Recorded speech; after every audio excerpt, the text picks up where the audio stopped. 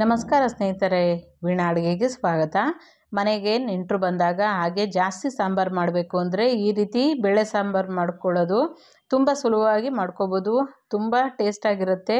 ಹಾಗೆ ಹೇಗೆ ಮಾಡೋದು ಅಂತ ನೋಡೋಣ ಬನ್ನಿ. ಅದಕ್ಕಿಂತ ಮೊದಲು ವೀಣಾ ಅಡುಗೆ ಚಾನಲ್ನ ಪ್ಲೀಸ್ ಸಬ್ಸ್ಕ್ರೈಬ್ ಮಾಡ್ಕೊಳ್ಳಿ. ಮೊದಲು ನಾನಿಲ್ಲಿ ಇನ್ನೂ ಗ್ಯಾಸ್ ಆನ್ ಮಾಡಿಲ್ಲ, ಕುಕ್ಕರ್ ಇಟ್ಕೊಂಡಿದ್ದೀನಿ. 1 ಲೋಟದಷ್ಟು ತೊಗರಿಬೇಳೆನ ಹಾಕೋತಾ ಇದ್ದೀನಿ. ಇದನ್ನು ನೀರನ್ನ ಹಾಕ್ಕೊಂಡು ಒಂದು 2-3 ಸಲ ತೊಳ್ಕೊಬೇಕಾಗತ್ತೆ. ಚೆನ್ನಾಗಿ ಈ ರೀತಿ ಕಿವುಚ್ಬಿಟ್ಟು ತೊಳ್ಕೊಬೇಕು. ತುಂಬ ಧೂಳೆಲ್ಲ ಇರೋದ್ರಿಂದ ತೊಳೆದ್ಬಿಟ್ಟು ನೀರನ್ನೆಲ್ಲ ಬಗ್ಗಿಸ್ಬಿಡ್ಬೇಕು. ಈಗ ನಾನಿಲ್ಲಿ ನೀರನ್ನ ಬಗ್ಸಿಟ್ಕೊಂಡಿದ್ದೀನಿ. ಈಗ ಗ್ಯಾಸ್ನ ಆನ್ ಮಾಡಿಬಿಟ್ಟು ಇದಕ್ಕೆ ಬೇಯೋಷ್ಟು ನೀರನ್ನ ಹಾಕೋಬೇಕು. ತುಂಬ ಜಾಸ್ತಿ ನೀರು ಹಾಕಬಾರ್ದು. 1 ಲೀಟ್ರಷ್ಟು ಹಾಕೋಬೇಕಾಗತ್ತೆ. ಎಲ್ಲನೂ ನೀಟಾಗಿ ಈ ರೀತಿ ಸಮ ಮಾಡ್ಕೊಂಬಿಡೋಣ. ಈಗ ಇದಕ್ಕೆ ಬೇಳೆಗೆ 2 ಮೀಡಿಯಮ್ ಗಾತ್ರದ್ದು ಈರುಳ್ಳಿನ ಈ ರೀತಿ ದಪ್ಪದಾಗಿ ಕಟ್ ಮಾಡಿ ಹಾಕೋತಾ ಇದ್ದೀನಿ. 3 ಟೊಮೊಟೊನ ಕಟ್ ಮಾಡಿ ಇಟ್ಕೊಂಡಿದ್ದೀನಿ. ಇದಕ್ಕೆ 2 ಹುಳಿ ಟೊಮೊಟೊ ಹಾಕೋಬೇಕು. ತುಂಬ ಚೆನ್ನಾಗಿ ತುಂಬ ರುಚಿ ಬರುತ್ತೆ ಬೇಳೆ ಸಾಂಬಾರು. 1 ಆಪಲ್ ಟೊಮೊಟೊ ಹಣ್ಣಾಗಿರೋದನ್ನ ತೊಗೊಂಡಿದ್ದೀನಿ. ಹುಳಿ ಟೊಮೊಟೊ ಹಾಕ್ಕೊಂಡ್ರೆ ಬೇಳೆ ಸಾರಿಗೆ ತುಂಬ ಟೇಸ್ಟ್ ಬರುತ್ತೆ ಸ್ನೇಹಿತರೆ. ಹಾಗೆ 3ನ ಕಟ್ ಮಾಡಿ ಹಾಕ್ಕೊಂಡಿದ್ದೀನಿ. ಈಗ ಇದಕ್ಕೆ 1 ಹಿಡಿಯಷ್ಟು ಬೆಳ್ಳುಳ್ಳಿನ ಸಿಪ್ಪೆ ಬಿಡಿಸಿ ಹಾಕ್ಕೊಂಡಿದ್ದೀನಿ. ಬೇಳೆ ಸಾರಿಗೆ ಬೆಳ್ಳುಳ್ಳಿ ಹಾಕ್ಕೊಂಡ್ರೆ ತುಂಬ ರುಚಿ ಬರುತ್ತೆ. ಹಾಗೆ ಇದಕ್ಕೆ ಬೇಯಬೇಕು ಅಂತ ಅಂದರೆ ಉಕ್ಕೋದಿಲ್ಲ. 1-2 ಚಮಚದಷ್ಟು ಎಣ್ಣೆ ಹಾಕ್ಕೊಂಡು ಎಲ್ಲ ಚೆನ್ನಾಗಿ ಒಂದು ಸಲ ಮಿಕ್ಸ್ ಮಾಡ್ಕೊಂಬಿಡೋಣ. ಕುಕ್ಕರ್ ಮುಚ್ಚಳ ಮುಚ್ಚಿಬಿಟ್ಟು ಇದನ್ನು 4ರಿಂದ 5 ವಿಷಲ್ಲು ಕೂಗಿಸ್ಕೋಬೇಕು. ಬೇಳೆ ಚೆನ್ನಾಗಿ ಬೇಯಬೇಕು ಇದು. ಈಗ ಇದಕ್ಕೆ ಒಂದು ಕಡೆ ಇಟ್ಬಿಡೋಣ. ಕುಕ್ಕರು ಕೂಗ್ತಾ ಇರಲಿ. ಈಗ ರುಬ್ಕೊಳ್ಳೋದಕ್ಕೆ ನಾನಿಲ್ಲಿ ಒಂದು ಸಣ್ಣ ಮಿಕ್ಸಿ ಜಾರ್ ತೊಗೊಂಡಿದ್ದೀನಿ. ಇದಕ್ಕೆ ಒಂದು ಅರ್ಧ ಕಪ್ಪಷ್ಟು ಹಸಿ ತೆಂಗಿನಕಾಯಿ ತೊಗೊಳ್ಬೇಕು. ಇದು ಜಾಸ್ತಿ ನೆಂಟರು ಬಂದಾಗ ಮಾಡ್ಕೋಬೋದು. ಸ್ವಲ್ಪ ಜಾಸ್ತಿ ಸಾಂಬಾರು ಬೇಕು ಅಂದರೆ ಇದೇ ರೀತಿ ಮಾಡ್ಕೋಬೋದು. ಇದಕ್ಕೆ ಹಸಿ ತೆಂಗಿನಕಾಯಿ ತುರಿ ಅರ್ಧ ಬಟ್ಲು ಹಾಕ್ಕೊಂಡು ಇದಕ್ಕೆ ಸ್ವಲ್ಪ ನೀರನ್ನ ಹಾಕ್ಕೊಂಡು ನೈಸಾಗಿ ರುಬ್ಕೋಬೇಕಾಗತ್ತೆ. ನುಣ್ಣಗೆ ಈ ರೀತಿ ರುಬ್ಕೋಬೇಕು. ಈಗ ಇದನ್ನ ತೆಗೆದಿಟ್ಕೊಂಬಿಡೋಣ. ಈಗ ನಾವಿಲ್ಲಿ ಹುಳಿ ಮತ್ತು ಖಾರನ ಕುದಿಸ್ಕೋಬೇಕು ಒಂದು ಪಾತ್ರೆಯಲ್ಲಿ. ಈಗ ನಾನಿಲ್ಲಿ ಒಂದು ಅರ್ಧ ಬಟ್ಲದಷ್ಟು ಹುಣಸೆಹಣ್ಣನ್ನ ಚೆನ್ನಾಗಿ ಕಿವುಚ್ಬಿಟ್ಟು ಇದ್ರ ರಸ ಎಲ್ಲ ಚೆನ್ನಾಗಿ ಸೋಸ್ಕೊಂಡು ಹಿಂಡ್ಕೊಂಡಿದ್ದೀನಿ. ಇದನ್ನು ಎಷ್ಟು ಬೇಕಷ್ಟು ನೋಡಿಕೊಂಡು ಹಾಕ್ಕೋಬೇಕಾಗತ್ತೆ. ಇದಕ್ಕೆ ಸ್ವಲ್ಪ ನೀರನ್ನ ಹಾಕ್ಕೊಂಡು ನಾನಿಲ್ಲಿ ಬೇಳೆ ಬೇಯಿಸೋದಕ್ಕೆ ಅರಿಶಿನ ಹಾಕಿಲ್ಲ, ಸ್ವಲ್ಪ ಅರಿಶಿನ ಹಾಕ್ತಾಯಿದ್ದೀನಿ. ಇದಕ್ಕೆ ಬೇಳೆ ಸಾಂಬಾರು ಪುಡಿನ ಹಾಕ್ತಾಯಿದ್ದೀನಿ. ನಾನಿಲ್ಲಿ ನಮ್ಮ ಚಾನಲ್ನಲ್ಲಿ ಬೇಳೆ ಸಾಂಬಾರು ಪುಡಿ ಮಾಡೋದು ಹೇಗೆ ಅಂತ ಅಂದ್ಬಿಟ್ಟು ವಿಡಿಯೋ ಆಗಿದ್ದೀನಿ. ಅದನ್ನು ಬೇಕಾದ್ರೆ ನೋಡಿಕೊಂಡು ಮಾಡ್ಕೋಬೋದು ಸ್ನೇಹಿತರೆ.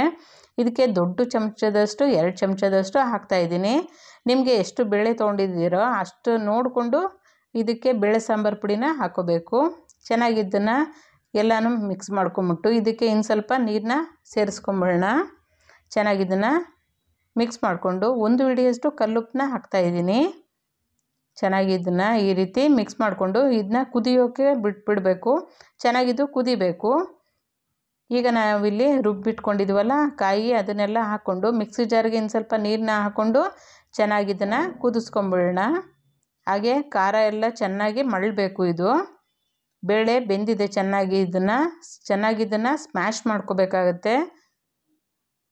ಇದು ಮಂತ್ಕೋಲ್ ಅಂತ ಅಂತಾರೆ, ಮೊಸರೆಲ್ಲ ಕಡಿತಾರಲ್ಲ ಅದು. ಇದರಲ್ಲಿ ತುಂಬ ಚೆನ್ನಾಗಿ ಇದನ್ನು ಬೇಳೆ ಎಲ್ಲ ಚೆನ್ನಾಗಿ ಕಡಿಬೇಕು.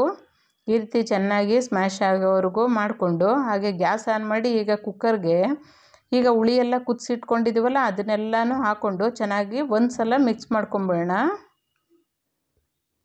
ಈಗ ಯಾವ ಹದ ಬೇಕು ನೋಡಿಕೊಂಡು ಇನ್ನು ಸ್ವಲ್ಪ ನೀರು ಬೇಕು ಅಂದರೆ ಹಾಕ್ಕೋಬೋದು, ಅಥವಾ ತೆಳ್ಳಗೆ ಬೇಕು ಅಂತ ಅಂದರೂ ಇನ್ನು ಸ್ವಲ್ಪ ನೀರನ್ನ ಮಿಕ್ಸ್ ಮಾಡ್ಕೋಬೋದು. ತುಂಬ ಗಟ್ಟಿನೂ ಇರಬಾರ್ದು ಬೇಳೆ ಸಾರು, ತುಂಬ ತೆಳ್ಳಗೂ ಇರಬಾರ್ದು, ಒಂದು ಮೀಡಿಯಮ್ ಹದಕ್ಕೆ ಇರಬೇಕು. ಇದಕ್ಕೆ ಸ್ವಲ್ಪ ಟೇಸ್ಟ್ ನೋಡಿಕೊಂಡು ಇನ್ನು ಸ್ವಲ್ಪ ಉಪ್ಪು ಅಥವಾ ಹುಳಿ ಬೇಕಂದರೆ ಇನ್ನು ಸ್ವಲ್ಪ ನೋಡಿ ಹಾಕ್ಕೋಬೋದು. ಚೆನ್ನಾಗಿ ಇದನ್ನು ಕುದಿಸ್ಕೊಂಬಿಡೋಣ. ಈಗ ಕುದಿಬೇಕು. ಈಗ ಒಗ್ಗರಣೆ ಇನ್ನೊಂದು ಕಡೆ ಮಾಡ್ಕೊಳ್ಳೋಣ. ಒಂದು ಪಾತ್ರೆಯಲ್ಲಿ 2 ಟೇಬಲ್ ಸ್ಪೂನಷ್ಟು ಎಣ್ಣೆ ಹಾಕ್ಕೊಂಡು ಅರ್ಧ ಟೇಬಲ್ ಸ್ಪೂನಷ್ಟು ಸಾಸಿವೆ ಹಾಕ್ಕೊಳ್ಳೋಣ. ಸಾಸಿವೆ ಎಲ್ಲ ಚೆನ್ನಾಗಿ ಸಿಡಿದ ಮೇಲೆ ಅರ್ಧ ಈರುಳ್ಳಿನ ಚಿಕ್ಕದಾಗಿ ಕಟ್ ಮಾಡಿದ್ದೀನಿ. 2 ಕೆಂಪು ಮೆಣಸಿನ್ಕಾಯಿ, 1 ಗರಿಯಷ್ಟು ಕರಿಬೇವನ್ನ ಹಾಕ್ಕೊಂಡು ಇದು ಚೆನ್ನಾಗಿ ಹುರ್ಕೋಬೇಕು. ಈರುಳ್ಳಿ ಸ್ವಲ್ಪ ಕಲರ್ ಚೇಂಜ್ ಆಗೋವರೆಗೂ ಹುರ್ಕೊಳ್ಳೋಣ. ಬೇಳೆ ಸಾಂಬಾರಿಗೆ ಹಿಂಗೆ ಹಾಕ್ಕೊಂಡ್ರೆ ತುಂಬ ರುಚಿ ಬರುತ್ತೆ. ಹಿಂಗನ್ನು ಹಾಕ್ಕೊಂಡು ಚೆನ್ನಾಗಿ ಒಂದು ಸಲ ಮಿಕ್ಸ್ ಮಾಡ್ಕೊಂಬಿಡೋಣ. ಈಗ ಒಗ್ಗರಣೆ ರೆಡಿಯಾಗಿದೆ. ಈಗ ಸಾಂಬಾರು ಚೆನ್ನಾಗಿ ಕುದಿಬೇಕು.